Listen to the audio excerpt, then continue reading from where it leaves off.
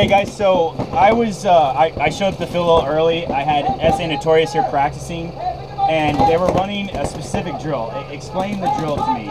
So basically what we were doing was we were doing like the zone calls. So they use Seattle Seahawks for the Snake side, and they use Detroit Pistons for the Dorito side. Yeah. The key to that is actually going back to the basics and learning how to implement the actual zone call, so that it becomes second nature to the person, to the player.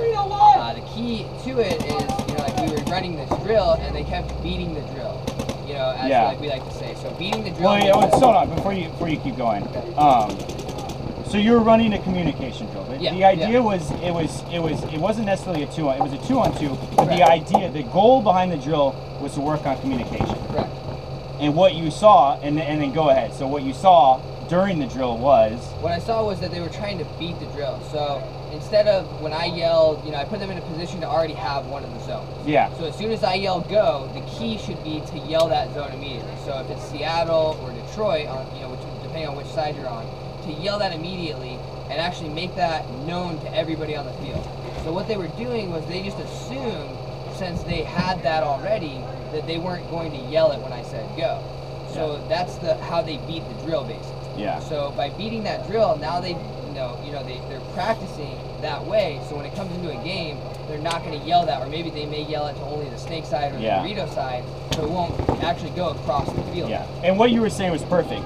And we see this in almost any drill we run. We're breaking the game down to a very fundamental level, and there's ways to beat the drill, and there's ways to play from the drill and learn from the drill. And that's what we stopped. You stopped everyone from playing, and I came over and said the same thing: play the drill, don't beat the drill. We had the same situation happen on X Factor, where guys are trying to beat the drill and win the game, and it's like you're not winning anything. You're winning a game where if somebody's playing the drill and the other one's trying to beat the drill, the team trying to beat the drill is going to win more times than not, but they're not learning. And the goal of that was y'all are working on zone calls. And I've preached this before. The zone call is the best call in the game of paintball because it gives away so much information. Especially now, y'all were simulating like it was a breakout. Zone calls are easy because generally maybe no one has died. But if I hear a zone call late in the game, that's huge. If we've broken out and I don't hear Seattle, all of a sudden I'm on the Dorito side getting hammered, and I hear Seattle. First off, that means there's probably a G. More than likely there's a G. I may have heard a G, and then I hear Seattle. All of a sudden my job becomes a lot easier. I know my Snake side is more than likely handling business, and I know, okay, I need to chill and stay alive. I've just learned all of that. I got a G. I know they're not in the snake. They're not in the snake corner. I know generally we're probably in the snake, or we're coming down that side now, and all of that on one call. And it obviously tells me also, chill the fuck out. Yeah, because that's the biggest thing is what I was teaching these guys was, if you have like that Seattle call, that tells your Dorito side to calm down, just like you said. And the main thing is when you're doing that drill, I heard Seattle sometimes, but I'd hear it faint. It needs to be loud enough, like when I'm yelling Seattle and it's an important call, maybe, the breakout, it is important, but late in the game, man, I'm yelling my ass off. I want the whole field to know, because of those reasons I listed, all the information it gives you right away when you hear that call. Detroit's the same way. Seattle Seahawks, even better. That's huge. If you're getting slammed on the Dorito side and you hear Seattle Seahawks, oh dude, you can like lean back, maybe smoke a cigar. Like, okay, cool. I don't need to do much right now. My Snake side, should be handling this. Now, I don't say just completely not play, but okay, cool. I don't have to gunfight this guy and potentially die, and then flip the game back over to them. Give them a chance. Yeah, exactly. Take hope away. And that's what we really work on today, guys. Trying to instill in you guys like that quick recognition. So like to get that Detroit or that Seattle or the Seahawks or Pistons, and have you guys recognize that immediately. You guys can recognize that, just like you said. You guys can actually go in and be able to relax and not try to battle to your death. If you don't hear that though, you don't know what's going on the other side. Maybe they're in your Snake 1 and you have no idea, right? Because nobody said hit. But if you hear Seattle or you have the zone calls going on, now all of a sudden that gives your teammates the ability to adapt to what's happening. So the most important thing is to play the drills like you said and actually communicate and use the drill for what it's used for. If we win and lose the game, it doesn't matter.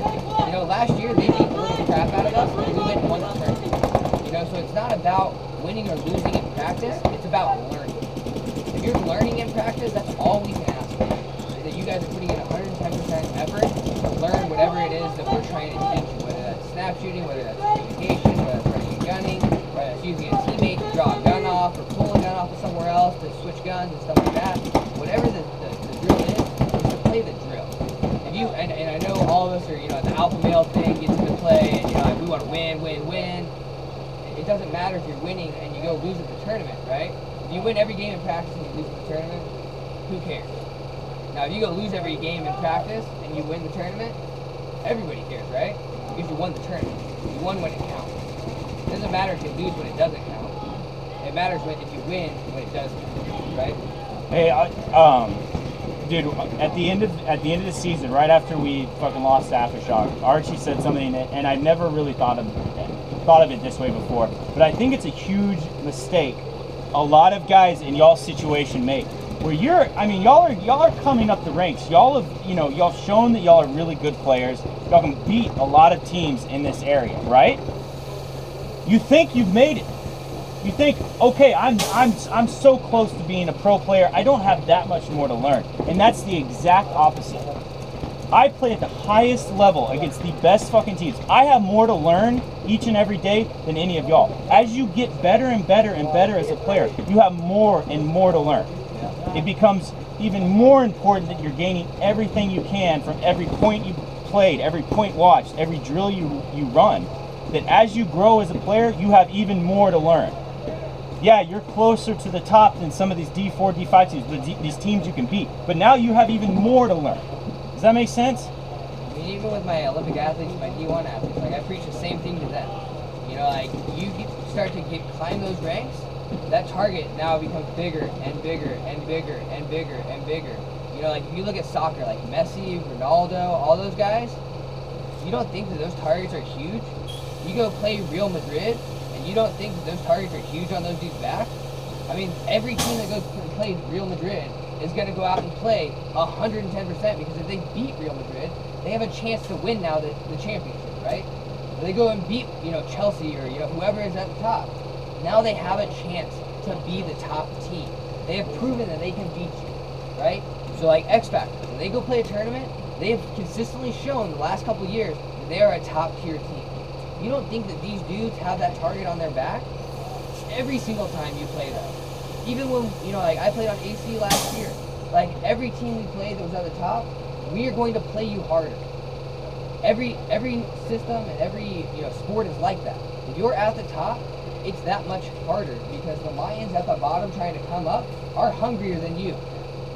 So you have to find a way and a will to actually stay on top.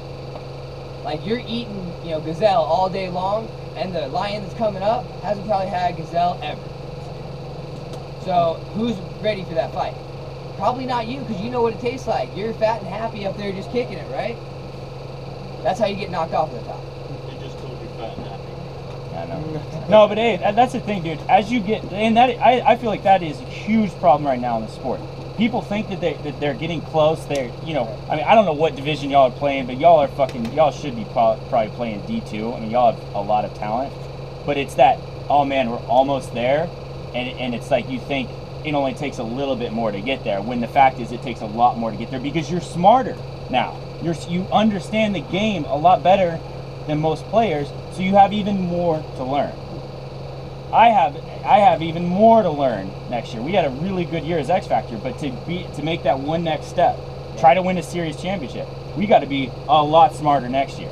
Not make those mistakes that cost us a point here at a tournament, a point here at a tournament. Yeah, it's that consistency. Yeah.